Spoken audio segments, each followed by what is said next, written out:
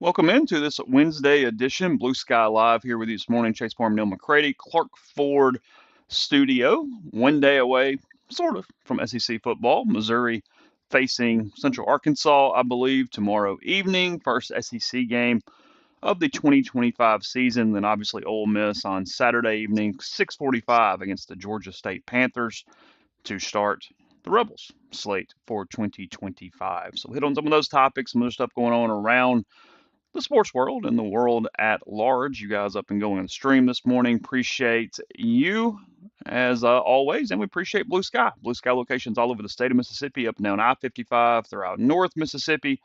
Got catering options with Sweet Daddy stops because there's a Sweet Daddy stop at most Blue Sky locations that can have everything from lunch specials, $5.69, two sides bread, any size fountain drink, to their larger catering options, maybe taking care of your family, extended family, your office, whatever you need, they can help you out. And again, Mr. McCready is there in the Clark Ford studio.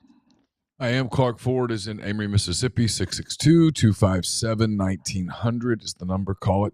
Ask for Corey Clark. Tell Corey what Ford product you're looking for. He'll send you a quote within 15 minutes in business hours. Right to the bottom line. No hassle, no haggle. You get your quote. The rest is up to you. You can shop that quote around. You can do what I've done, what I recommend that you do. And that's hop into a Clark Ford today. 662-257-1900.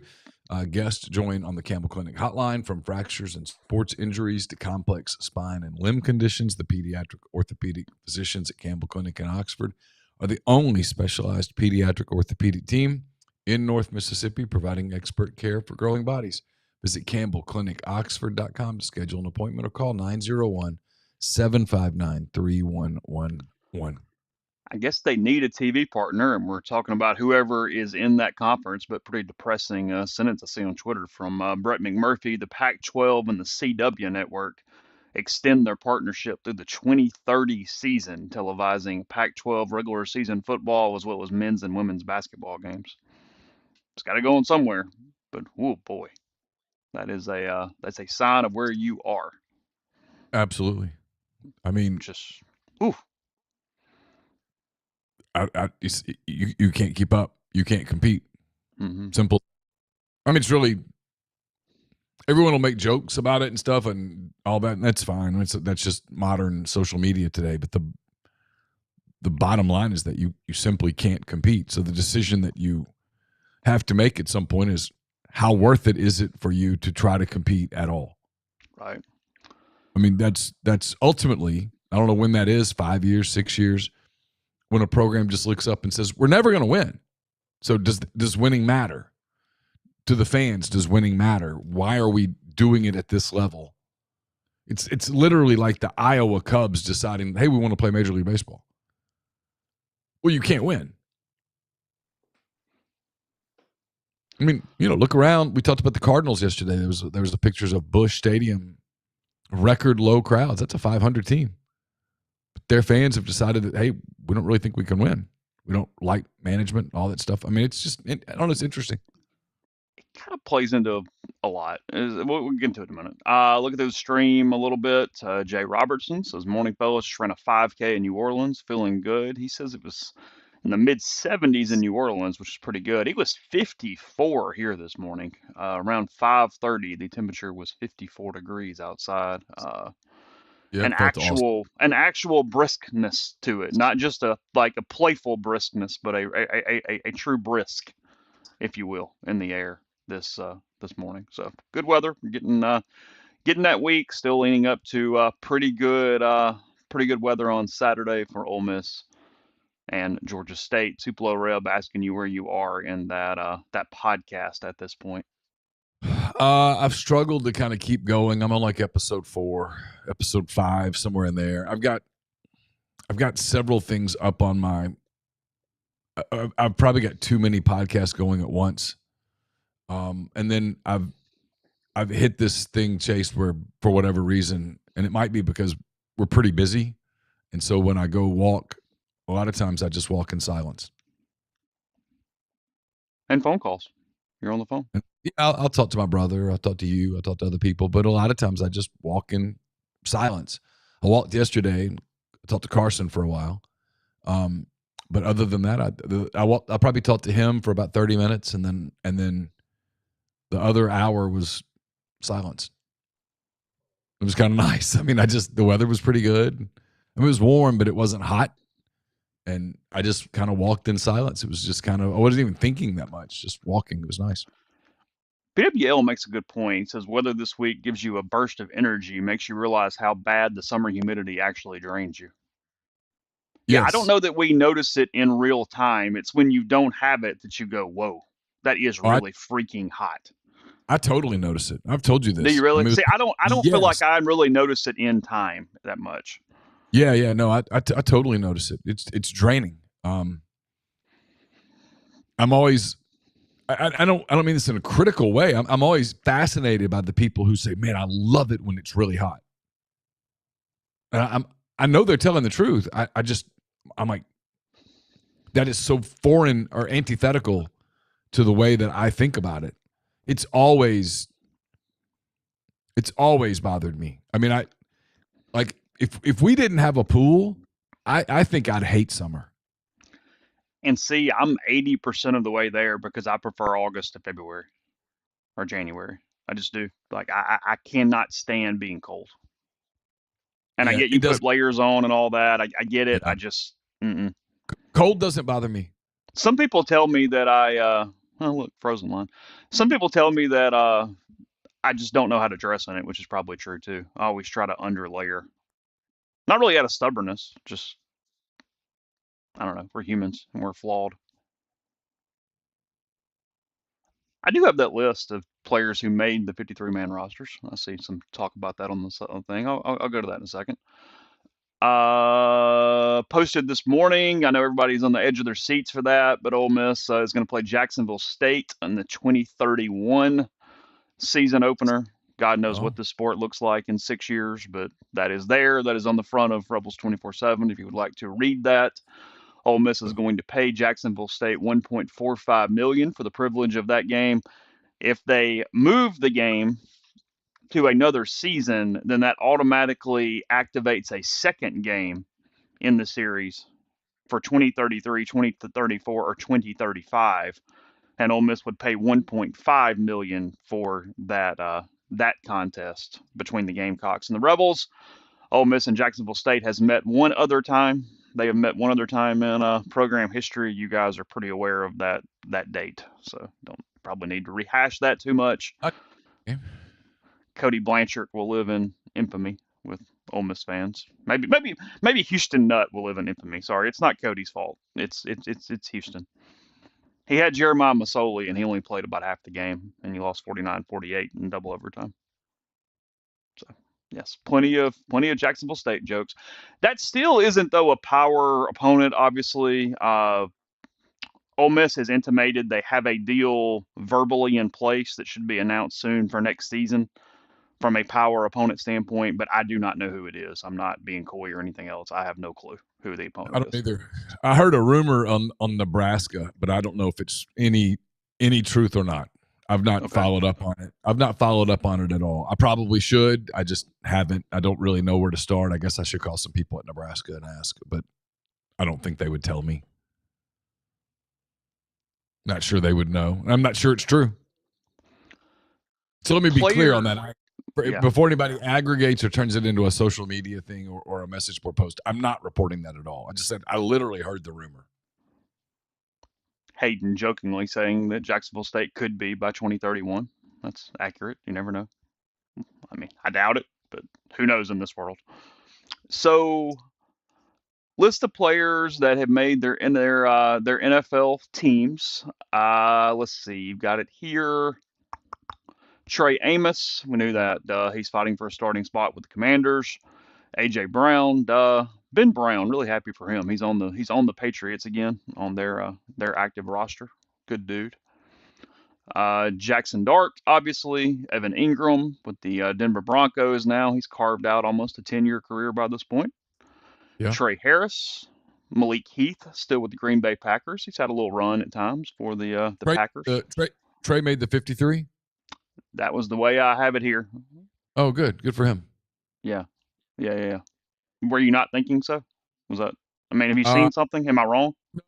I don't know. I'm not good at keeping up with this kind of thing. I knew he'd battled some injuries a little bit in camp, so I didn't know whether, but I knew he'd come back from that and had some really good performances. Okay. Jared Ivey did make the Seahawks as an undrafted free agent, so I'm really happy for Jared and his making of that 53-man roster there with the Seahawks. Super happy for Jared. One of my favorite people. One of my favorite people that I've ever covered anywhere. DJ Jones, he's been in the league for a while now with the Broncos, teammates with Evan Ingram. DJ's had a nice career. Long career. Benito Jones is now a Miami Dolphin. With the Lions for a long time. Benito, another good dude. Yeah. Dawson Knox, Buffalo Bills. Dean Leonard did not get a ton of run from a kind of a known standpoint at Ole Miss, even though he played a lot more snaps than most Ole Miss fans probably realize. But he has become a pretty constant there for the Los Angeles Chargers, again on the 53-man roster, Dean Leonard. Only played 1 year at Ole Miss, right? I think it's 1 or 2. Yeah, I get a little thrown off on that sometimes. But when I've done snap counts, because I'm so used to that, he just always played a ton of plays. I don't feel like we talked about him relative to the number of plays that he has played. DK, obviously, Elijah Moore, obviously, JJ Pegues makes the Raiders. I don't think he was in danger of not for any of camp, but he is on the roster there with them. Can we interject for 1 second? Just point out when I don't know that history will do it justice because they fell short of making the playoff.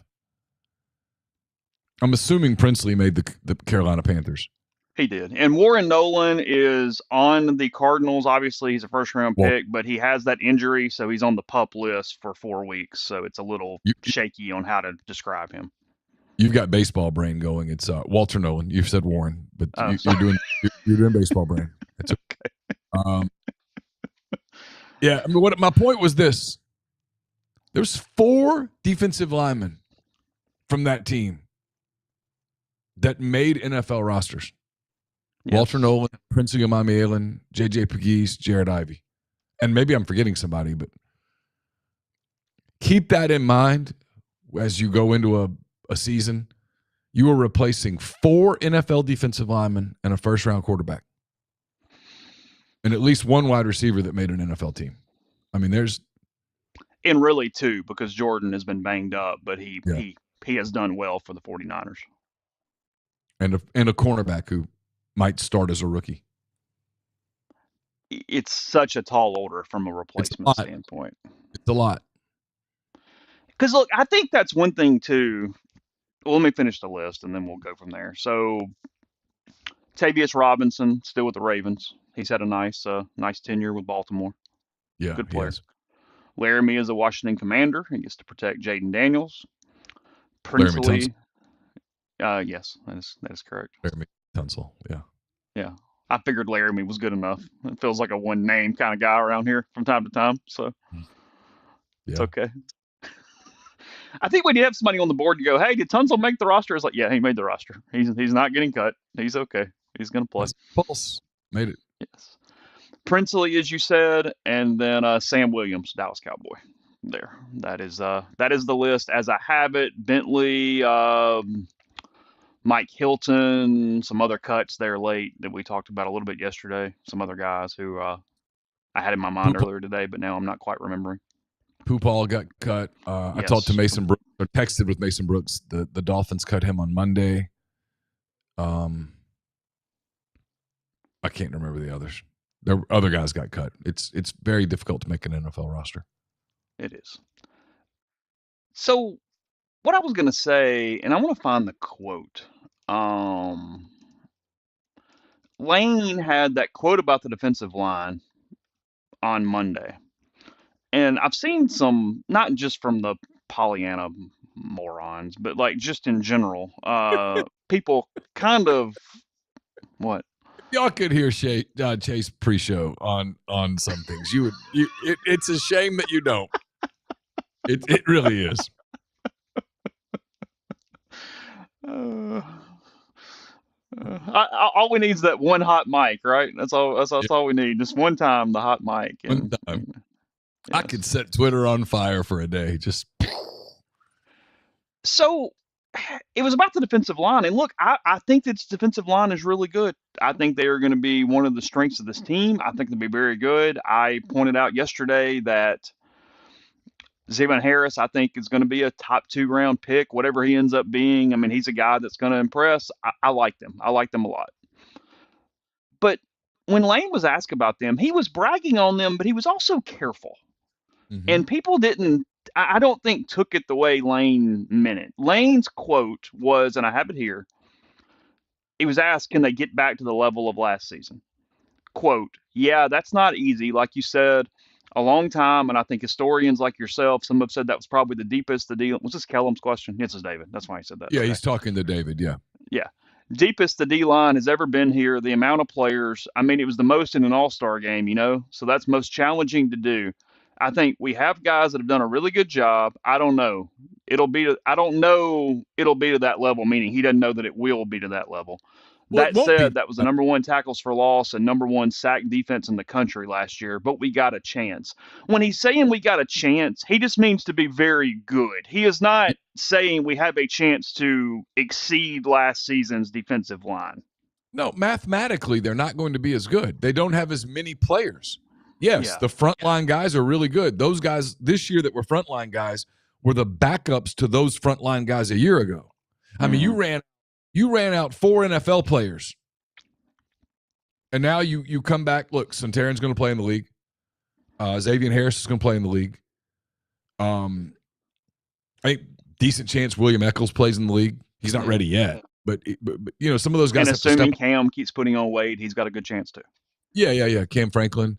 I mean, they've got really good players. They're in good shape, but they don't have the depth behind that group that they had a year ago. That's the thing. When that group went off for a play or two or needed a spell, you had Xavier Harris coming in. Yeah. So there wasn't a fall off to the level that you could have most seasons. Yeah, you had really good players that you trusted to come in and play 10 plays, 12 plays. And maybe they have that this year. We just don't know it yet. But he's not indicated that. I mean, I think it's pretty clear that he's not trying to talk people down at all. I just think Lane's trying to point out that, look, that was a special team. It's why he doesn't get defensive when he sits with. It's the funny part about like his deal with Feinbaum, and I know Paul pretty well from years ago.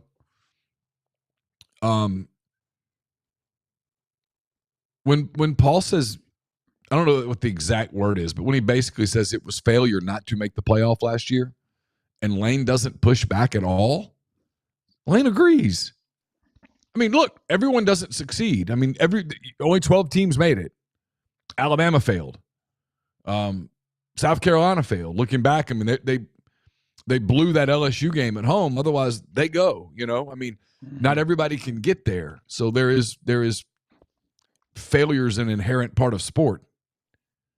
But Lane doesn't get pushed back on it because he agrees. I mean, I think one of the questions next week, if any of us not even have the balls to ask it, just have the appetite to ask it, is does the Kentucky game haunt you?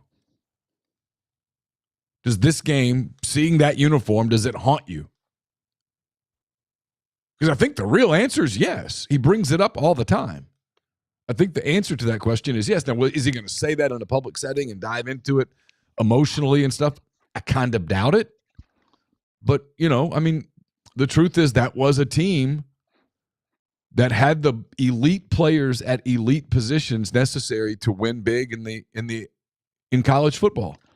That was a team that was capable of winning the national championship. Correct. I don't know, how many teams last year were capable of winning the national championship. Obviously, Ohio State, they won it. I think you'd have to say Penn State because they got to the Final Four. I think you'd have to say Texas.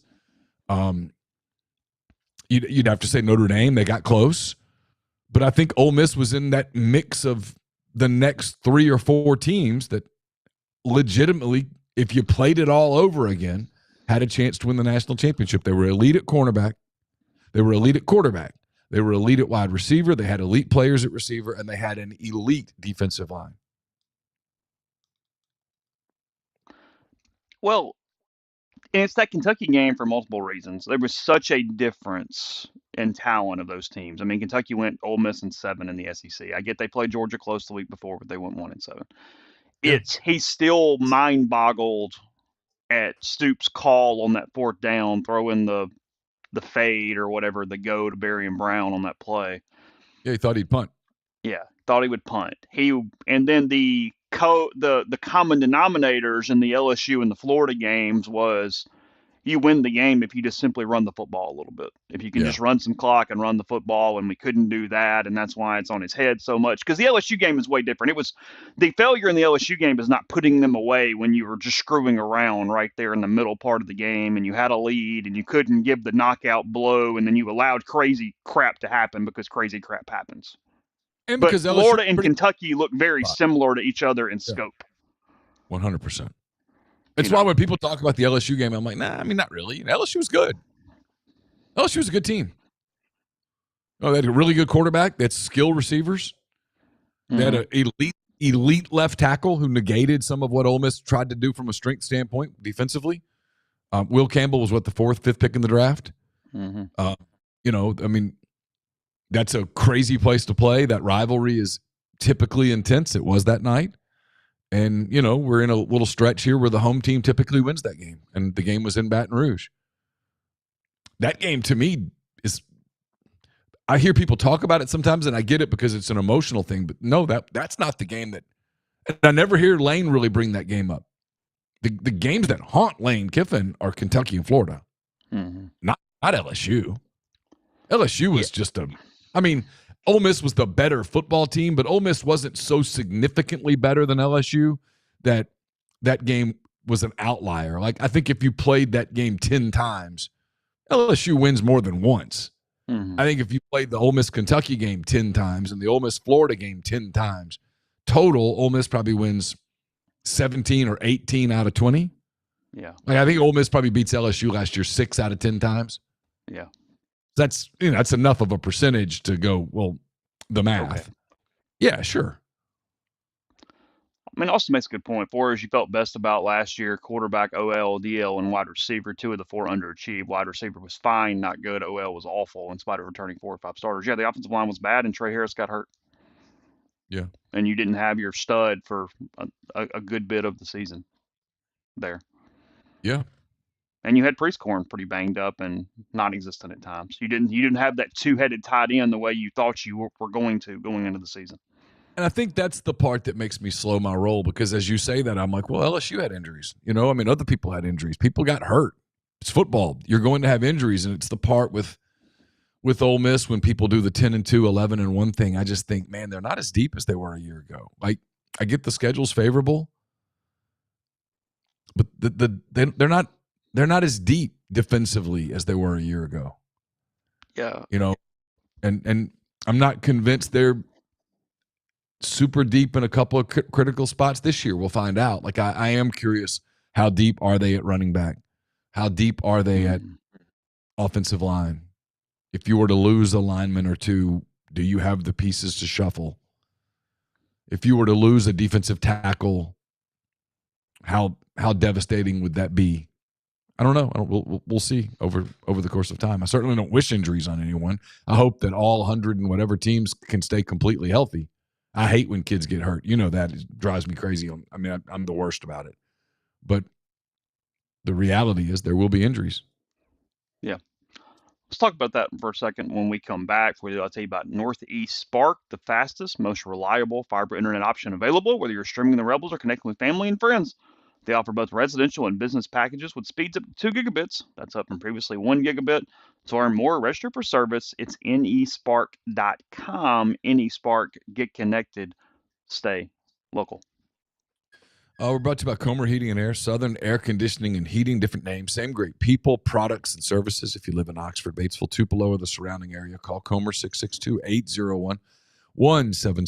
If you live in Memphis, Hernando, South Haven, those areas, call Southern 662-429-4429. We'll have picks up tomorrow. They're brought to you by Lapel's Dry Cleaning. Oxford locals, Ole Miss families, if you need dry cleaning or laundry done right, Lapel's Dry Cleaning has you covered, proudly serving the Oxford community since 2016. Lapels takes care of everything from suits and formal dresses to comforters and everyday laundry. Even better, they offer free pickup and delivery to make life easier. Just call 662-638-3149 to be added to their pickup and delivery route, or visit them at 3010 Old Taylor Road, right across from the Mark condominiums. Mention Rebels 24/7 or MPW Digital. Get 50% off your first order. Trust Lapels to keep you looking your best. We're presented by ENT Physicians of North Mississippi. As the largest private ENT practice in the state, their goal is simple: delivering fast, expert, and comprehensive care for patients of all ages with ENT, allergy, sinus, dizziness, balance, and voice-related needs.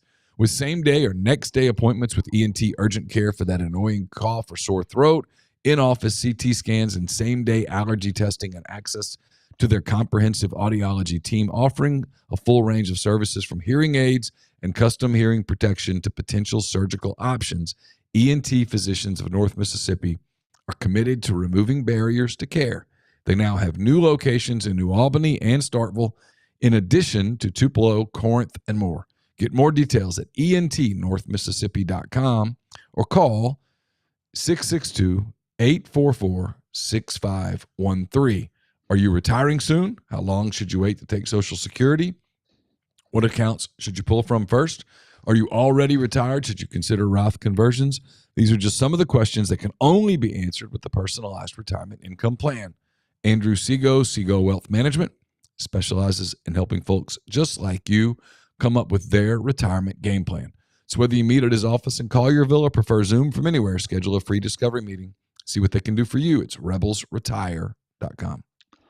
Podcast also brought to you by Chicory Market. ChicoryMarket.com is where you can go online, still book a spot for their Friday Supper Club this Friday. Very limited seating remaining, but you have time for that four-course meal served to you. You can avoid the square, all the hustle and bustle of that. Get in, get good food, and get out and enjoy the rest of your evening. And a Saturday game day with the Rebels. Also, Johnsonville Creamery, johnsonvillecreamery.com, located in Chicory Market there on North Lamar.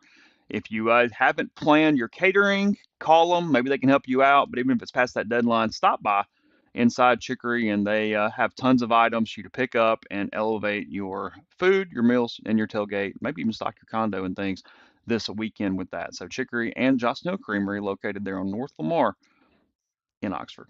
Let's see. Seeing here. Did you see this, Neil? Very relatable for many people. Colorado's mascot, Ralphie the Six, he is retiring due to, quote, an indifference to running. The Buffalo. I mean, I feel you, Ralphie. I got out yesterday, Chase. I was going to try to break back in. I was going to do a walk run thing on Peloton. Okay. Just a walk run. Okay, stop carrying your damn phone. It's literally injuring your arm. It is, but that's not the problem. But literally 10 steps into the run, the hamstring grabbed. Again. And you're like, I can't do this. So running apparently is out for a while. I can walk. I can do Peloton carefully. Time to get a bicycle. Put on the helmet and the spandex and no, I've got a Peloton. Head out. My problem with Peloton, maybe people can help me, is I'm having a hard time finding enough classes that I like. Just teach Peloton. I don't need all this just stuff. I know it would be politically incorrect to dive into a lot of it. They're very theme. A lot of themes. Oh, I don't want. You don't mean just like bragging on everybody and going, "You're doing great" and all that kind of stuff. No, that's fine. Just I don't need themes.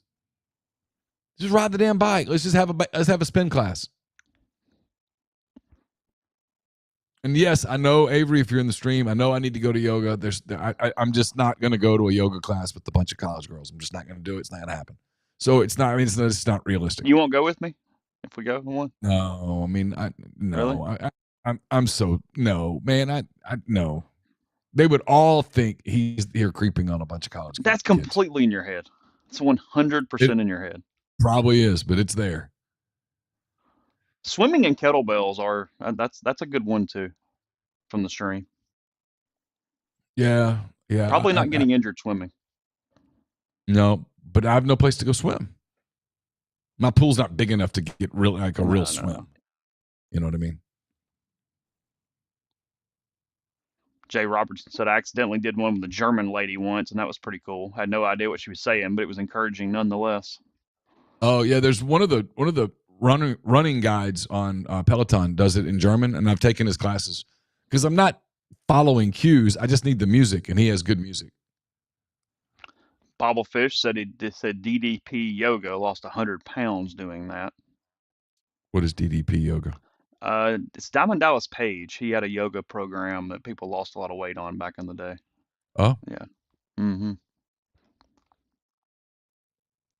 My issue with Peloton is I spent 22 years in the Army exercising with someone yelling at me. I don't want to pay Peloton to do it. It's fair. Yeah. Yeah. They don't really yell at you, though. Only one of them, Olivia Amato, kind of yells at you.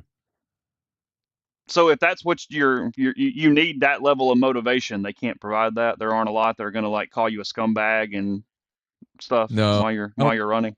None of them will insult you.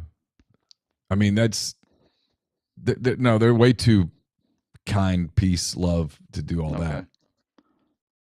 Yeah, I mean, like my Allie Love just had a baby. I like her classes, but she's out for a minute. I'm having a hard time finding like the instructor that does it for me. Okay.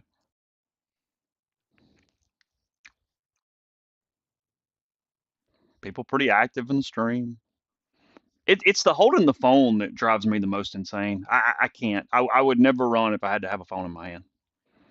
It bothers me mentally.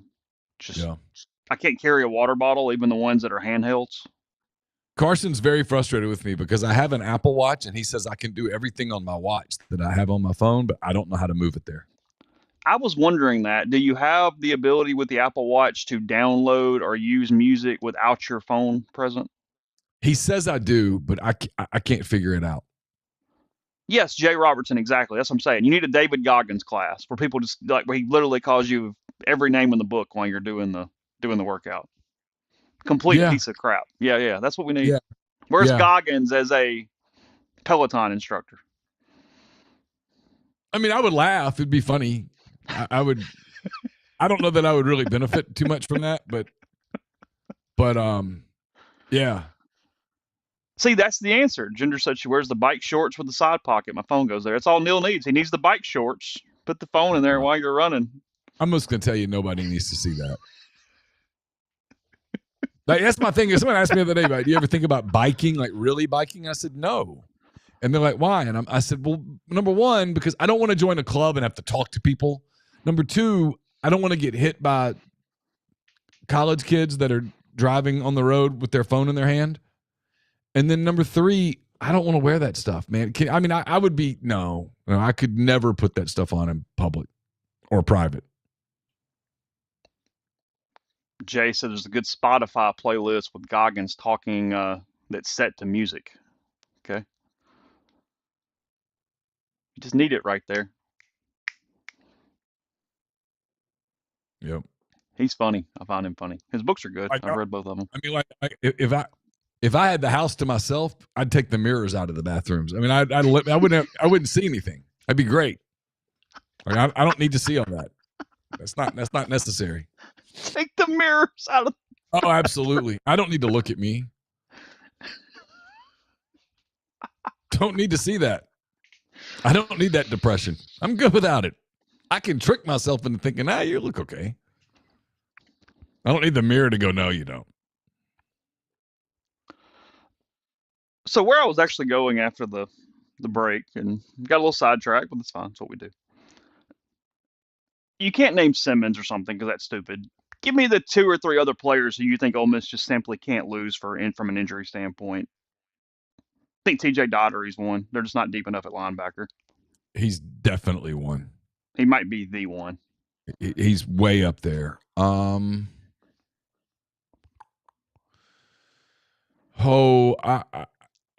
give you one.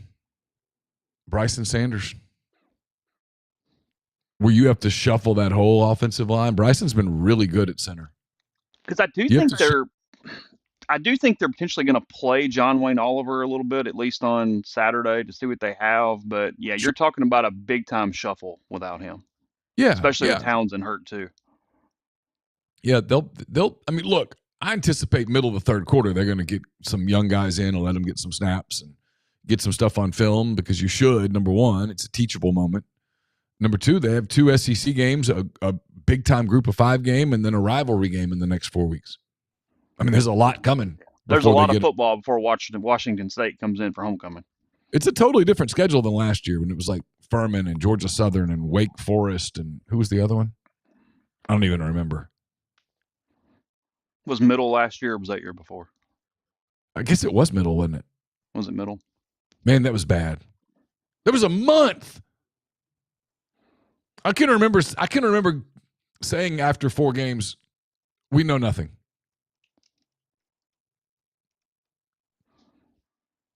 This year, I don't think we'll say that. After 4 games, we're going to know a lot. September 7th, 2024. Ole Miss 52, Middle Tennessee 3. Yeah. You just don't, I mean, you don't learn a lot from those games as a coach. I don't think you learn much. And I think they were hoping when they scheduled Wake that Wake would be competitive. Insert narrator, Wake was not competitive at all.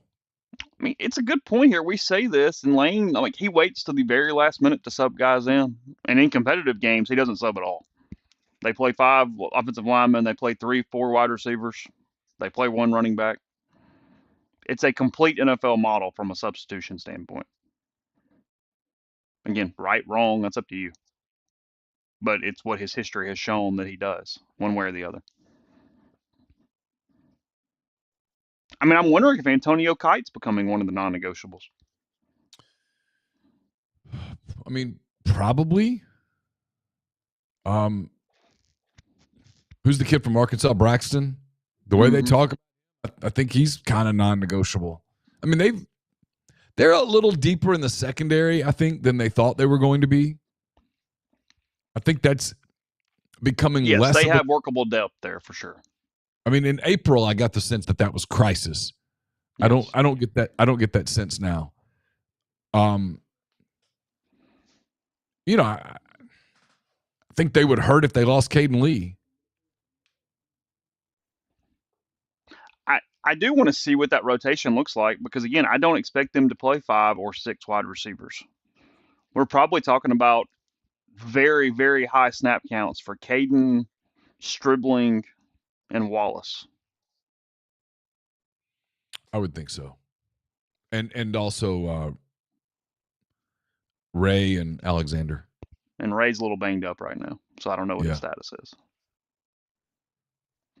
Yes, Daquan Wright is tied in 1.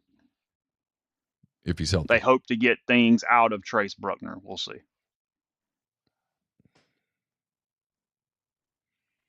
Luke Haas is reportedly progressing. I don't know. You could have this conversation with everybody. Every school. Everybody has depth issues somewhere. There's no super team, I don't think. Well, Grinder, somebody was saying in the stream earlier, Oklahoma is getting beat up along their offensive front. Somebody was mentioning it in the stream. Start of the show. Yeah.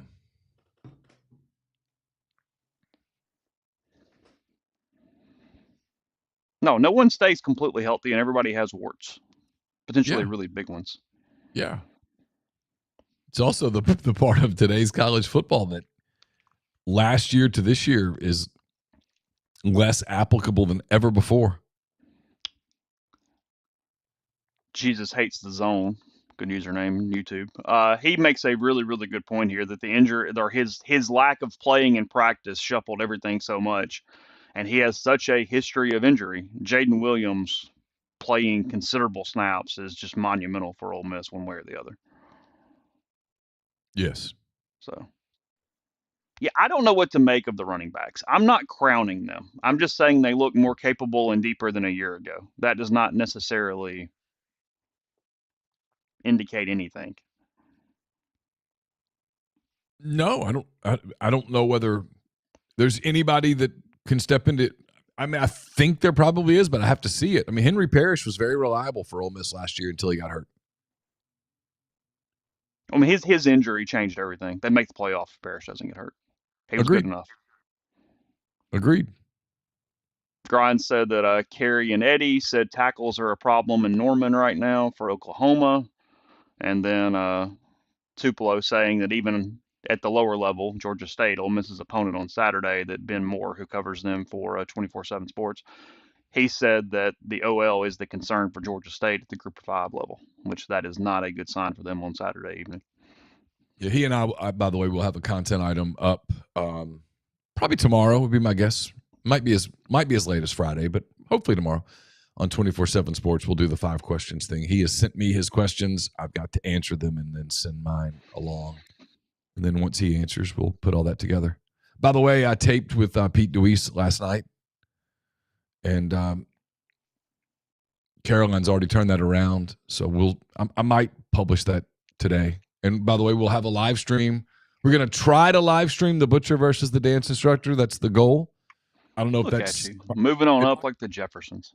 It might be too ambitious. We'll find out today. But if so, we're going to live stream around 2:00.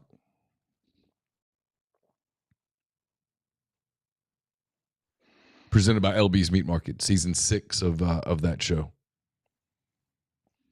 I did pick up yes, it's an homage to its favorite Neal story when he said Jesus hates the zone because upward basketball required man-to-man back in the day. I do recall that. I ran zone for like 2 possessions, and you would have thought,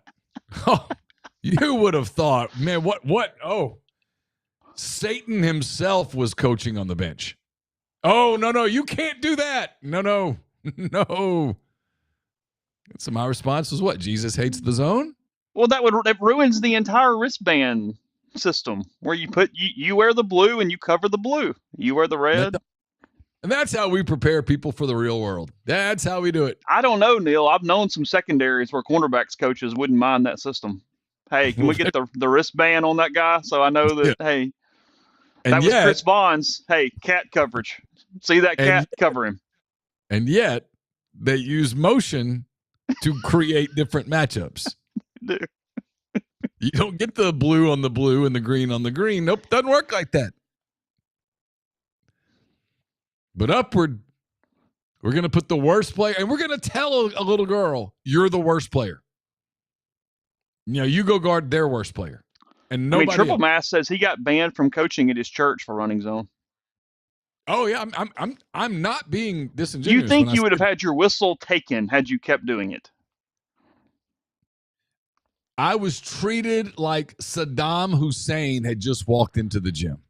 Well, that feels strong. It was strong.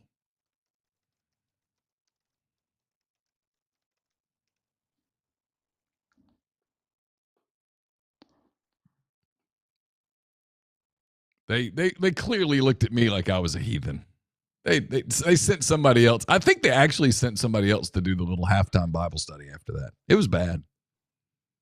I'd violated some of the most. Upward says that by requiring man-to-man defense at all grade levels, the reasoning is developmental because it ensures every player learns individual defensive skills, moving feet, staying between man and basket, prevents stronger or taller teams from just packing the paint in a zone, which can overwhelm younger players, and promotes more balanced play and skill growth rather than just hiding weaker defenders in a zone.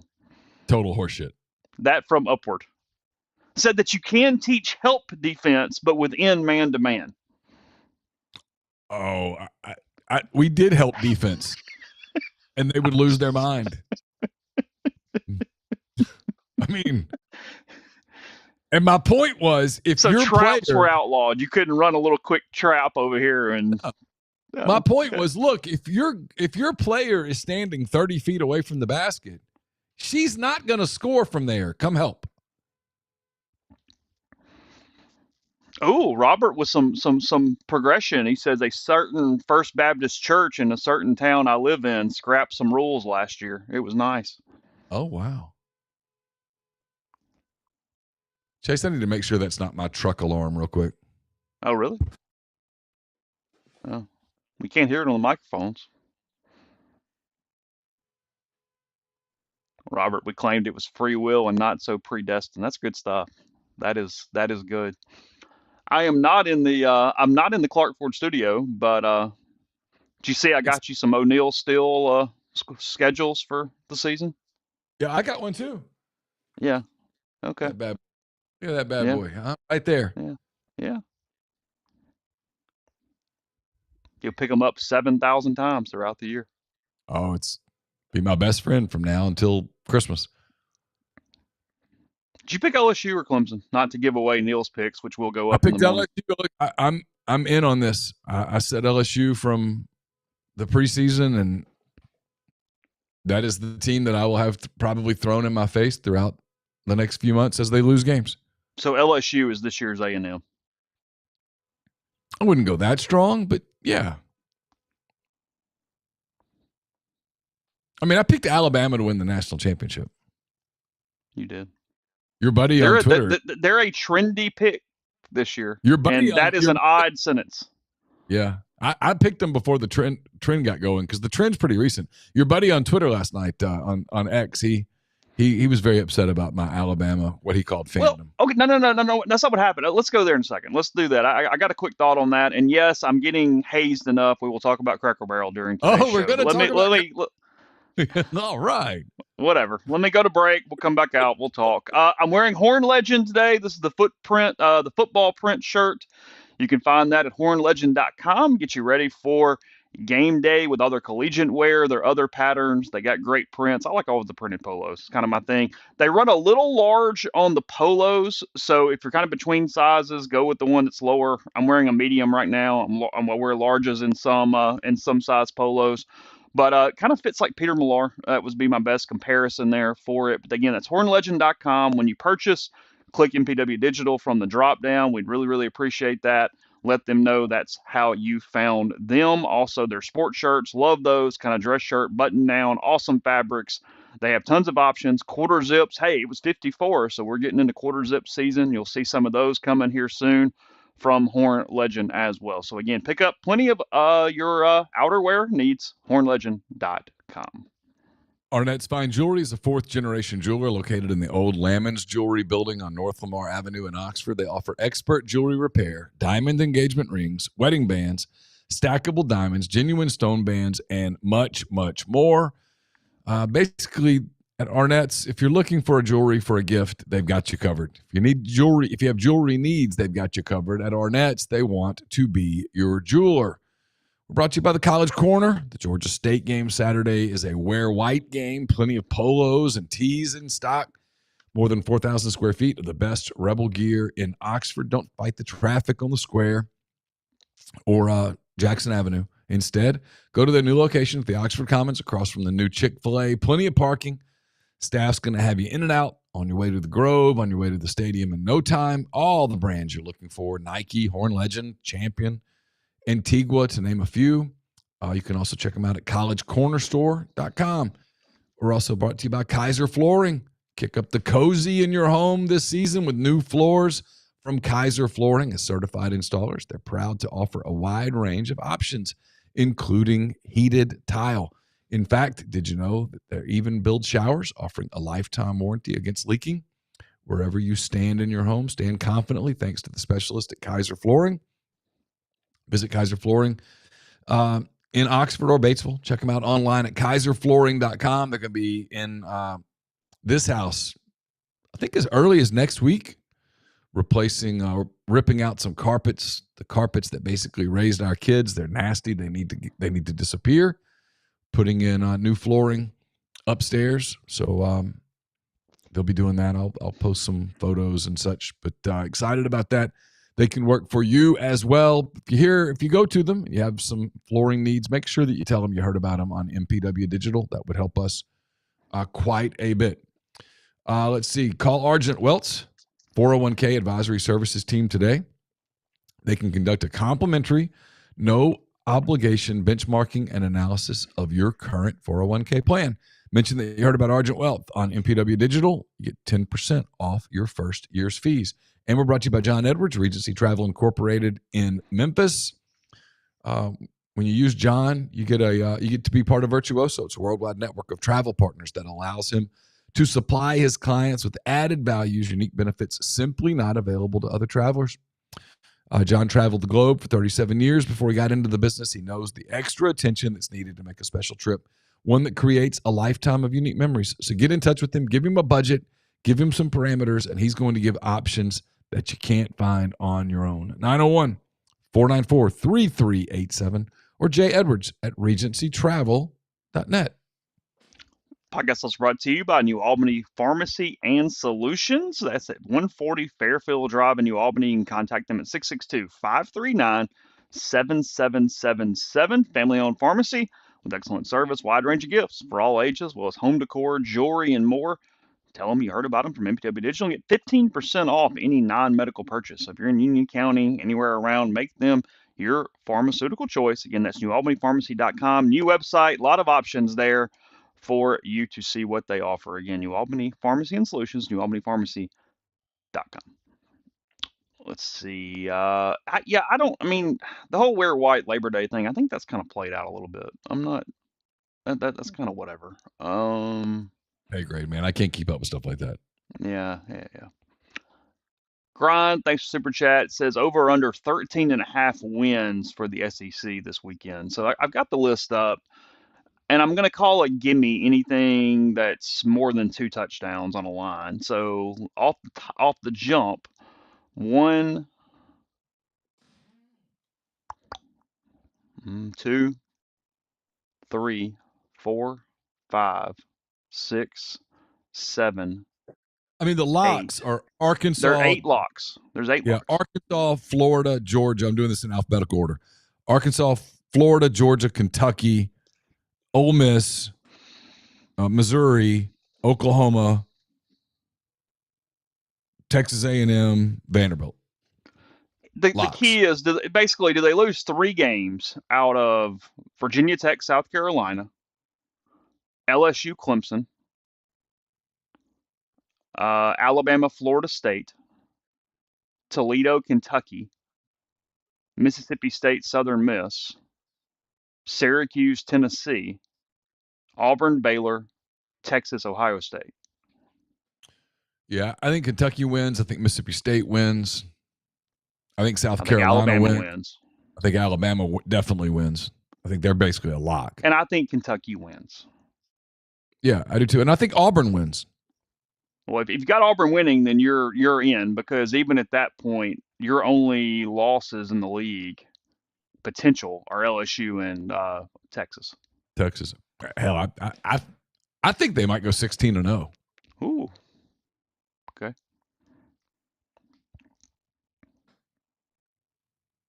It's possible to lose 3. That's a good line. I do like the 13.5 line. Yeah. Because somebody could screw up. Yeah. I mean, Auburn could lose. Carolina could lose. Texas could lose. LSU could lose. Kentucky could lose. You could lose 5. Yeah. I mean, I guess Mississippi State could lose. I don't think they're going to, but I guess they could. Yes, I agree. So that's good. Thanks. And that helps. Again, we've got Neil's picks coming out. Got a larger pool of contenders this season. Yeah. Everybody's picks are in. Parham's got a few he's got to add, but it wasn't his fault. Everybody's picks are in. It's a very frustrating thing when you put them in and somebody else was in the system too. It's a bit of a, it's annoying. Well, there's a way to communicate, but I don't want to tell everybody how to do their thing. You haven't even downloaded Slack, so I don't want to hear it. I have downloaded Slack. Oh, do you have it now? Okay. Yeah, but we have text messages. I text people all the time. It works. There's a system, though, built for companies where you don't just have 1,000 group texts that you're trying to, just say. Yeah. Just a point. All right, so let's talk about the Twitter thing last night. Guy got upset. All I said, you tweeted your book. No. Here's what happened. He confused me for Siski. Yeah. It had actually nothing to do with you in a way. It was Siski related. But this cat, he got very high-strung and frustrated last night. He did. Neil was trying to continue his crusade for me to have some role in an Ole Miss television broadcast for baseball or streaming broadcast for baseball. I felt like last night progress was made. I mean, I felt like last night I gained some key advocates. Because Tyler Jordan jumped in? I mean, that's big. That's not It's nothing. Big. No, it's not nothing. They're wearing a helmet and everything. I mean, there aren't. I mean, like if you do the list of, hey, how many people could get Ole Miss to wear a different football helmet on the field at an actual SEC game? It's a short list. It is. He's on that list. He Okay. might be the list. And he is advocating for this. And I thought at that moment, you know what? Chugga, chugga, chugga. The train is starting to pick up some steam. So this starts, though, with my favorite part is he tags Ole Miss football and says, pull your media credentials. That's how we got started, was that.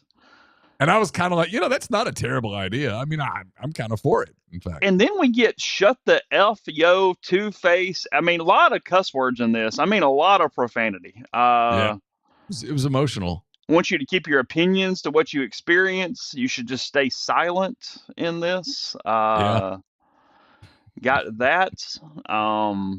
You're still a stupid B who hates Ole Miss fans because we wanted Bentley to play.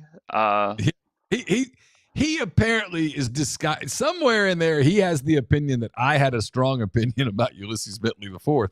And I'm not sure that there was a person on the beat who had less of a strong opinion about the Ulysses Bentley situation last year. Well, look, had you only asked Lane at some point, you wouldn't be catching hell right now, okay? Like, had the media asked the question and not required somebody else to come in and do it, then we wouldn't have a problem, okay? That's all I'm saying.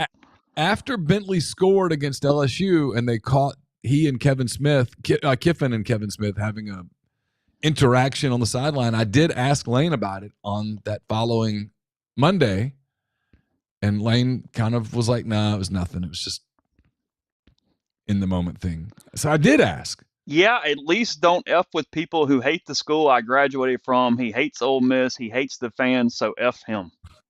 Wow. Yeah, that's a lot.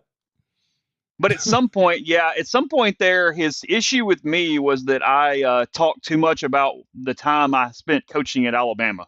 So that was a new one. I think we got a little confused with the Cisnator.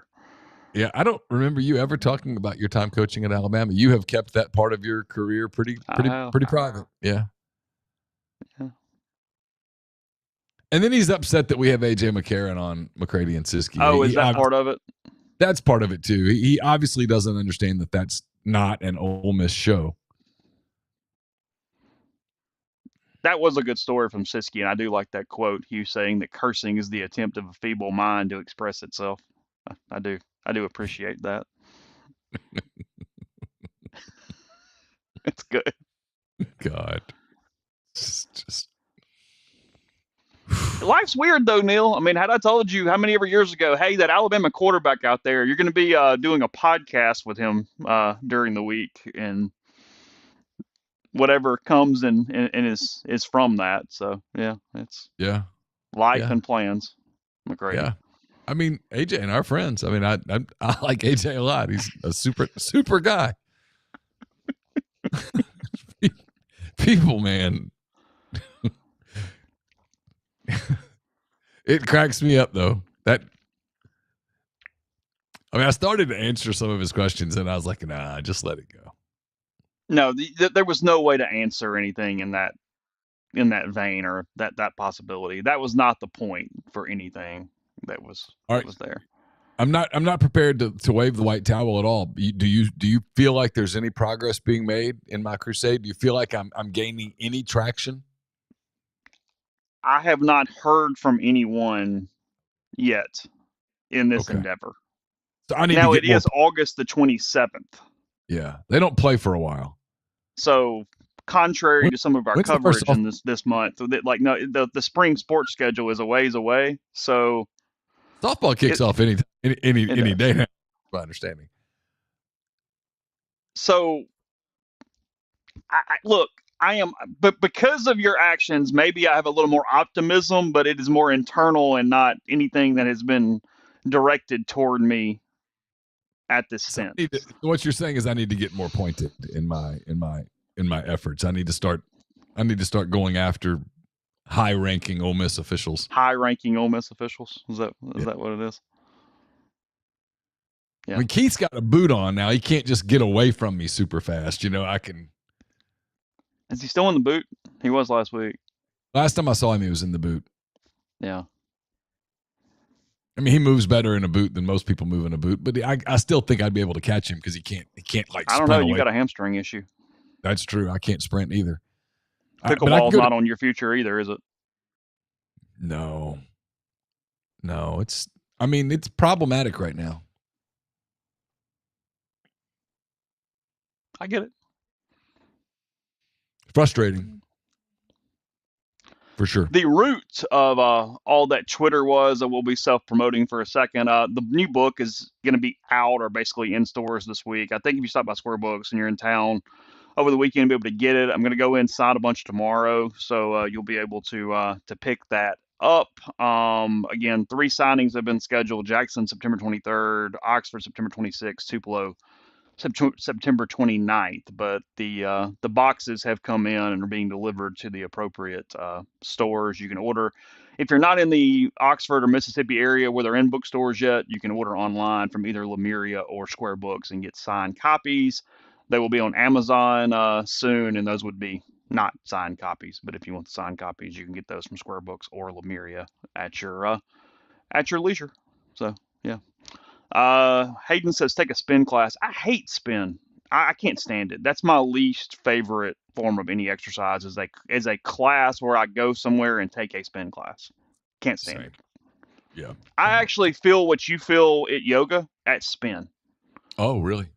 Yeah. I feel so out of place and unable to Well, it's operate. dark and no one can see anything.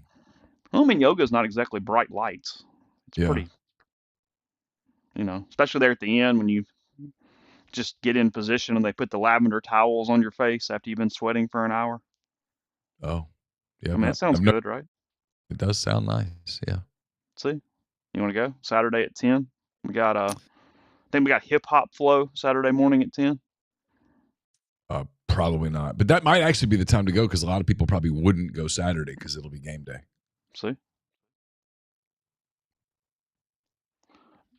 No, Richard Cross is not a liberal. Triple mask. I feel safe on answering that for my boy Dick Cross. I don't think that's true. I do not think the host of the kind of the flagship morning show on Super Talk Mississippi was probably going to be done by somebody overly left leaning. Yeah, no, almost assured. All right, speaking of Cracker Barrel, go. All right. Well, okay, we got a couple things here, and we'll start, and then we'll come back after the break.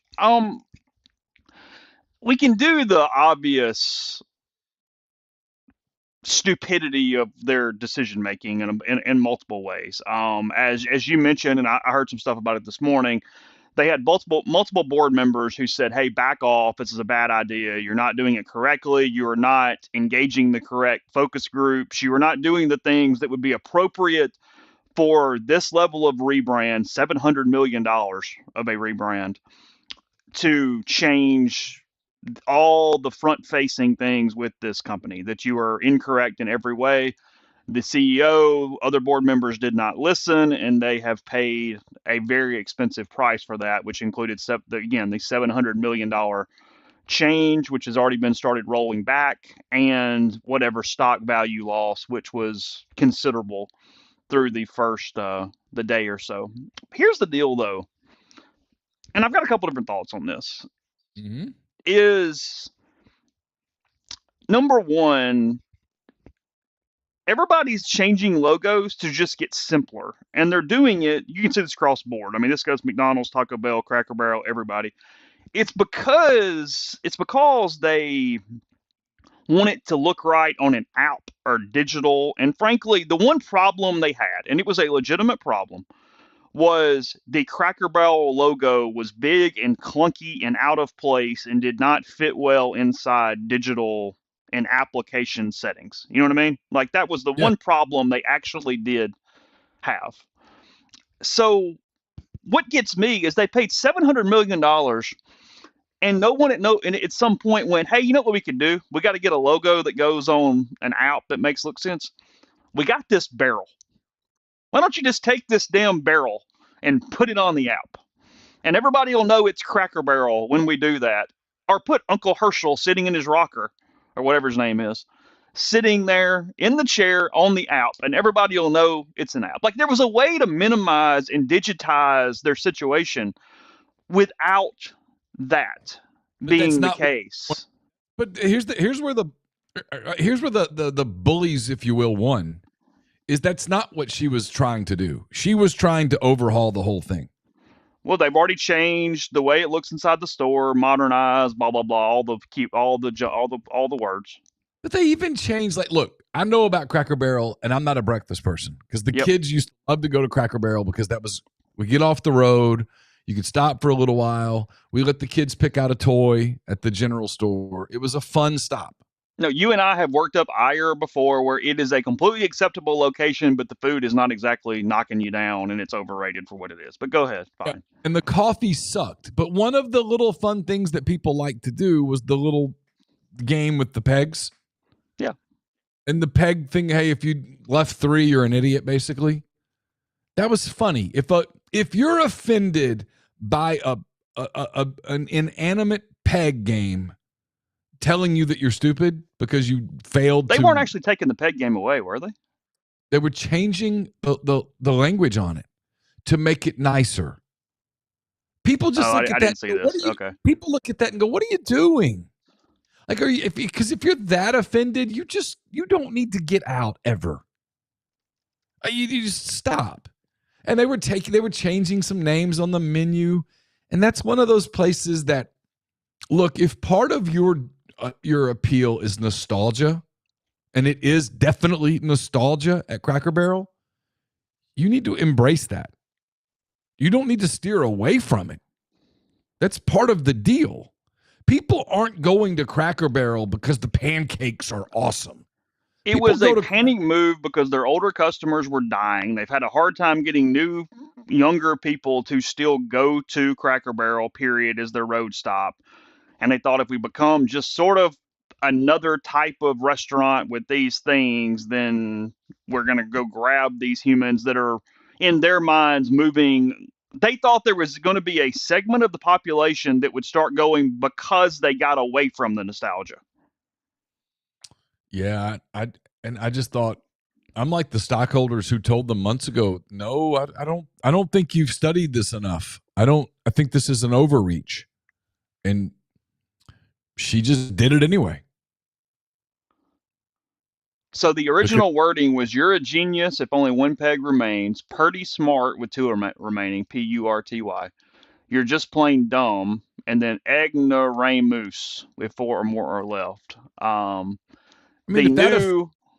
ahead. If that offends you, if you're offended by that, you're not going to make it in this world. You're just not. You're never going anywhere. So you might as well let that just be the end. I'm totally serious here. If you're so offended by an inanimate peg game, you're done. You have no chance. The new wording says, "No reason to be embarrassed. Try again."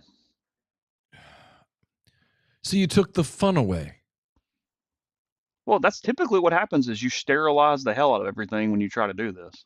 If you and I call each other idiot, we don't really mean it. I don't literally mean, oh, Chase, you truly are an unintelligent person. I mean, it's dumb. It was dumb. It was really dumb. She cost them hundreds of millions of dollars for no reason other than, I'm going to show you how inclusive I can be. And I think what you see culturally is some pushback on this. A lot. People are tired of the stupidity.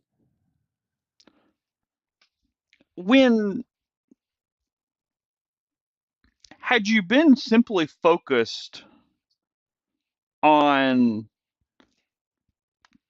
minimal changes that would help you in some way, finding ways to, but I get that your customer base is dying. Like, I understand the need for Cracker Barrel to find a way to attract younger people. There's no doubt. I get that. But your entire brand is all that stuff laying around, and all the stuff and the country living and the whole bucolic Nostalgia. society and the whole deal that goes on with that. And you know how many Webkins we bought at the general store over the course of like 5-6 years? Yeah. I mean, nostalgia matters to people. Because had you done some small things and everybody immediately raised hell, I'd actually be on your side, because I'd go, I kind of hate the 5-minute Twitter response dictating policy that we spend months and years trying to figure out. Well, I mean, like, again, like everybody backed American Eagle with the Sydney Sweeney thing, going, oh my God, what the hell? Yeah.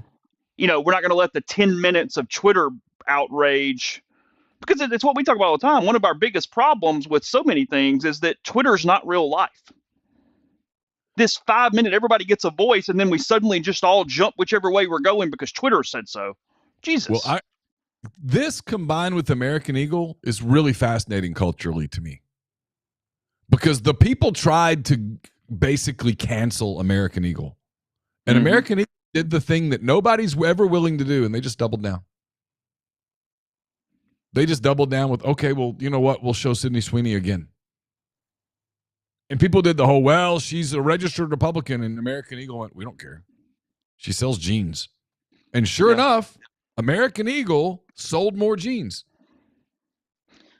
And if you're a stockholder, it worked. You don't have to pay me for a focus group or $700 million. I'll give Cracker Barrel a little bit of advice right now that's 100% right. You're 100% never going to get people in their 20s to come eat in your store, because that's not who your freaking base is. Your base begins with people around my age and just a little younger who simply need to feed their kids, let the wife or the significant other walk around the damn store for 10 minutes, buy something, don't buy something, and then let the kid pick out the weird candies that they can't get anywhere else, or this stupid toy or this stuffed animal, and then we get back on the road because we've killed 45 minutes the way we were trying to spend 45 minutes. That is your entire brand. I would have, in Hand-Ray's guy in that room said, maybe we should steer into this. Like, there's a new generation. Remember when your parents used to stop at Cracker Barrel? Yes. Remember how it made you feel? It was a special stop. Give that to your kids. Give that to your kids. Yes. We're still here. It's like going back in time a little bit. It's slower. Make fun of yourself for adding some pumpkin spice menu item. Lean into it. Buy little Johnny and little Jenny a toy like your parents used to buy for you. They'll same restaurant now with avocado toast. Be here for your kids and see, we got your meal here. Blah, blah, blah. Bingo. But instead, they wanted to do the whole, no, we got to make it kinder and gentle. No, you don't. It's a restaurant, man. And people are just getting some damn pancakes. The entire premise is it's kind. Come sit out in the rocking chair and the slow way of life and the whole shooting match. Well, but this is what happens when you hire someone who completely doesn't understand your brand. Who doesn't eat at a Cracker Barrel is what you're missing. Who just comes in from the Northeast and doesn't go to the damn Cracker Barrel and doesn't drive across I-40, taking the kids to Branson or wherever and doing the thing. They hired someone who basically has espresso martinis to redo Bud Light. No, you might want to take a look at who drinks Bud Light. Take a good look. Doesn't mean you're better or worse than them or anything. Just different people. Who's the audience for Bud Light? Attract that audience. Yeah, there's plenty of products out there that I couldn't start to rebrand and have a clue what they need. Of course not.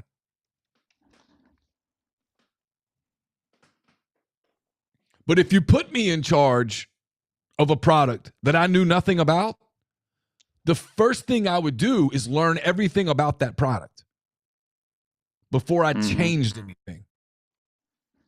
I'd learn everything about it. Who would I talk to first? The people who use the product.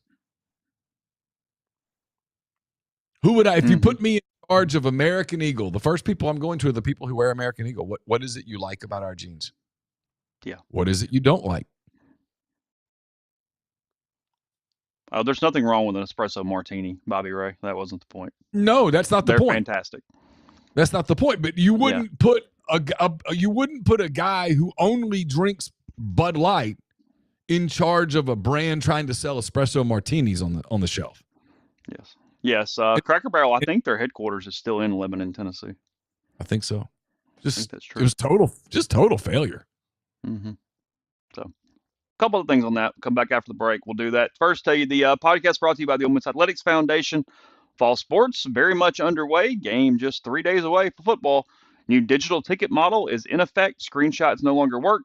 Last chance here. Go to OleMissSports.com to familiarize yourself with the latest transferring process. Men's and women's basketball season ticket donation renewal deadline is approaching.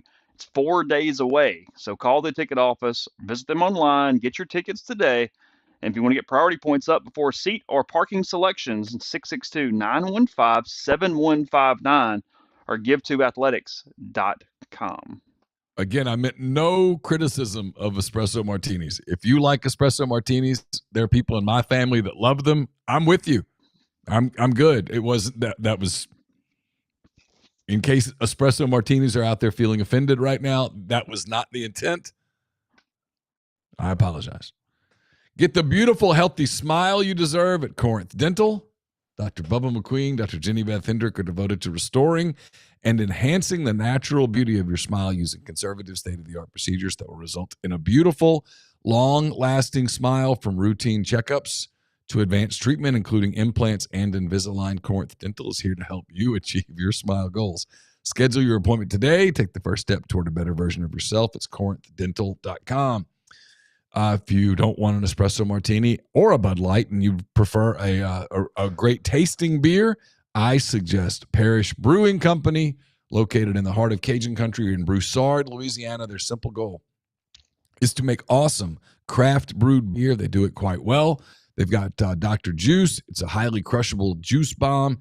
IPA, 6% ABV. They've got Ghost in the Machine. It's a double IPA brewed with an obscene quantity of hand-selected Citra hops from their favorite farm in Yakima Valley, Washington. They've got Pilsners, Lagers, Porters. Wherever you want in beer, they've got it. It's great. You'll love it. Wherever you look for beer, look for Parish Brewing Company. And there's a mailbag up today on rebels247.com. It's presented by Art Hayes, Sotheby's International Realty. Are you thinking of making a move? Put the power of Sotheby's to work for you as a licensed agent with Sotheby's and a supporter of all things Ole Miss. Art can help you buy or sell in your hometown or anywhere in the world at no charge to you. Seriously. So call and ask Art how. 612-805-5929 or email him arthur.hayes@lakesmn.com. And are you looking for your new favorite Ole Miss hat? Look no further. Hovey hats are high-quality headwear that will have your friends asking where you got them. Take a look at their collection of Ole Miss hats at hoveydrygoods.com. That's HOVI, drygoods.com. Grab your new favorite hat at hoveydrygoods.com. They're made for Rebs by Rebs. Podcast is brought to you by G&M Pharmacy, 662-236-2222. They deliver locally in the Oxford area and offer medicine. For your prescription the same time each month and take care of you. One trip to the pharmacy or delivery. Have everything you need when you need it once a month there with G&M. So again, whether that's Tyson Drugs in Holly Springs or G&M in Oxford, 662-236-2222. Bobby Ray, our man, big super chat, says first round of lunch martinis on me. Hey, Thank you, holler at Bobby us. Ray. We can have a martini. Yeah, I like martinis. You want vodka or gin in your martini? No? Vodka. Okay. That's fine. What about you? Yeah, probably. I mean, I feel a little less of a man saying that, but it's the honest answer. No. I do like Wonderbird's gin, though. So if you was that, I'll take that. I would take that, too. Yeah. You don't lose your man card based on a drink. You just don't. Even if it has an umbrella in it. Nope. If that makes you happy, yep. That doesn't make you less of a. Does not make you less of a man. It just doesn't. I know a lot of months, espresso martinis is the number one cocktail St. Leo makes in a month. Yeah. That's their number one drink order. We were out the other day. I can't remember where we were, but Caroline, my daughter, she said she was tired, so she said I probably need. No, maybe it was Campbell. Maybe it was both of them. They were tired, so they ordered an espresso martini, and I was like, I don't really think that's the. But who am I to say? Not really how it works. I don't think that's really how it works, but whatever. Hey, I'm a little down. Let me get a Red Bull vodka. Make it a double. We'll perk up. I got to tell you that Red Bull vodka, man. That's an avenue I don't go down. Been down it one time, never again. It was a really big thing when I was in college, I feel like. I mean, I've had it before. It wasn't something I ordered regularly by any stretch of the imagination, but G makes a good point. Waffle House masterclass on how to build a brand and make it last. They're not remodeling. They're not changing. 100%. They have it. They figured it out. So don't This change. is what we do. We stay open. We are here for you, and we make breakfast. This is what we do. And we deal with maniacs after midnight, and we open up the next morning and do breakfast again. Yep. They have a disaster index named after them, that the level of needed support for a national or critical weather disaster is related to how open a Waffle House is or isn't in the area. A true response level. Yeah. Basically, if you go, hey, that happened and the Waffle House is closed, you go, oh God, what happened? The easiest job you'd ever have is, hey, you're in charge of what to do with the new Waffle House brand. And I would say, okay, cool. Same as the old one. Exactly. Yes. Pay me now. Keep on keeping on. Yeah. Change nothing. I mean, could you imagine the CEO of Waffle House going into the board meeting and goes, hey, guys, I got an idea. Okay. We're going to change the colors. We're going to move the menu. You know that whole, like, scattered, chopped hash brown thing? We're going to get rid of that and just have this a la carte menu for them to choose. Oh my God. Oh, he'd be fired. He'd fire him right there. Just terminate him. We're going to get rid of the booths and do community tables throughout the entire restaurant. Cool. No, just marketing director for Waffle House. Every morning, walk in about 8:01, say we're changing nothing today. Walk out at 8:02. Done. Like the character in the Homer Simpson thing, just in, hat, out, hat. Yes. I wonder who that is. Who's the marketing director for Waffle House? Because they have a good job. It's led by Katie Templeton. She's doing well. Katie. Good to be Katie. Good to be Katie. Yes. That is the marketing director for the Waffle House. So, I mean, I don't mind you eating pineapple on pizza. I don't want it, but whatever. I'm not going to throw spears at anybody over it. It's fine. I don't know. Niels has a stronger opinion than I do. All right, I just don't like it. No, I mean, if you want to put tequila, if you want to put pineapple, tequila. Well, someone said a tequila espresso. I mean, tequila martini, and I was thinking about that. That's what was on my mind. But if you want to put pineapple on your pizza, I mean, it's fine with me. But I don't want it. I'm good without it. I'd have no interest in that at all.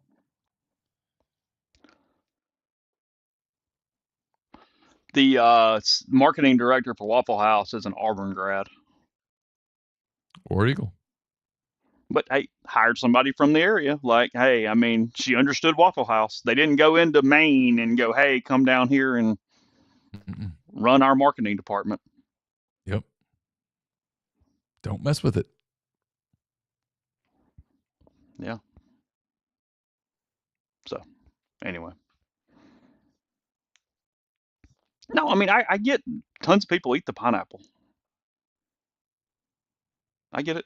Oh, yeah, no, I totally get it. I'm not begrudging anyone. I'm not judging anyone at all. I'm just saying it's not for me. It's okay. Grind says makes sense. I'm assuming you're talking about the Auburn grad running the Waffle House marketing department. Yeah, it does. Yeah, it does. It's on brand. So. He says she needs to be our AD.